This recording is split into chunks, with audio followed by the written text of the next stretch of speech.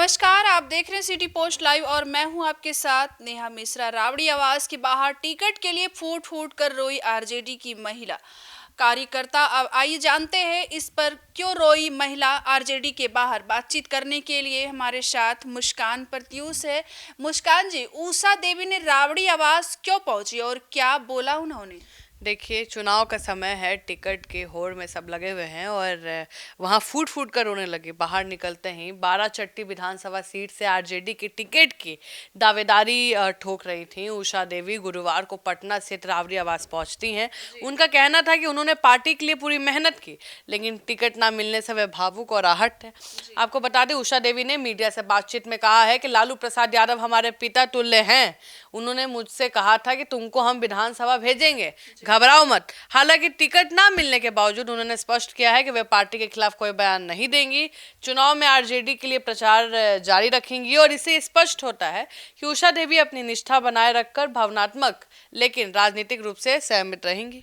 तो मुस्कान जी, मदन शाह ने क्या किया और पार्टी पर कौन से आरोप लगाए हैं? देखिए, मधुबन विधानसभा सीट की बात करें तो वहां से टिकट की दावेदारी ठोक रहे थे मदन शाह। उन्होंने भी रावड़ी आवास का रुख किया और उन्होंने जोरदार प्रदर्शन किया। गेट के सामने आए, अपना कुर्ता फाड़ा, जमीन पर लेट कर रोने लगे। मदन शाह ने आरोप लगाया कि आरजेडी ने उनसे टिकट के बदले पैसे मांगे।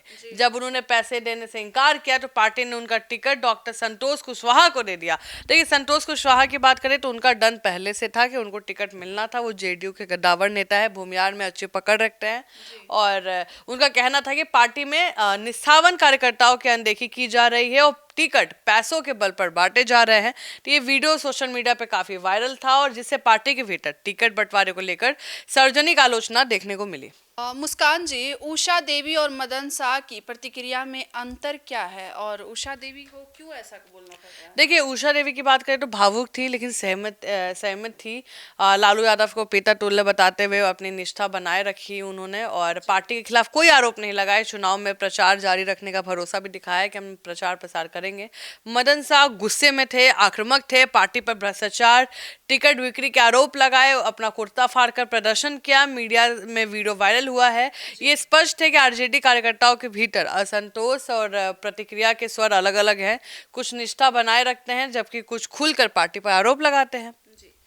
तो मुस्कान जी, इस घटना का आरजेडी और बिहार चुनाव पर क्या असर पड़ सकता है? बिल्कुल पड़ेगा। पार्टी की छवि पर नकारात्मक प्रभाव पड़ेगा क्योंकि टिकट बंटवारे में असंतोष आरोप सार्वजनिक हो गए हैं और सोशल मीडिया पे वायरल वीडियो से रिपोर्ट से मतदाताओं के बीच भ्रम और नाराजगी पैदा हो सकता है कि जो झंडा धो रहा है उनको टिकट नहीं मिल रहा है। दूसरी ओर उषा देवी जैसे कार्यकर्ताओं की निष्ठा पार्टी के लिए वफादारी और अनुशासन का संदेश भी देता है। तो अगर हम राजनीतिक पंडितों की माने तो चुनाव के दौरान इस तरह के प्रदर्शन प्रतिद्वंदी दलों के लिए प्रचार सामग्री के रूप में इस्तेमाल हो सकते हैं। जी। तो मुस्कान जी, बिहार विधानसभा चुनाव 2025 में टिकट बंटवारे को लेकर आरजेडी में क्या क्या चुनौतियां चल रही है? कई चुनौतियां हैं। आप समझिए, कई सीटों पर टिकट बंटवारे को लेकर असंतोष बढ़ा हुआ है। कुछ मधुबन जैसे हो गया या 12 हो गया। टिकट वितरण में धन बल प्रभाव के कारण कार्यकर्ताओं में नाराजगी है। महागठबंधन के भीतर तालमेल और सहयोगी दल के बीच दबाव की राजनीति अभी तक चल रही है।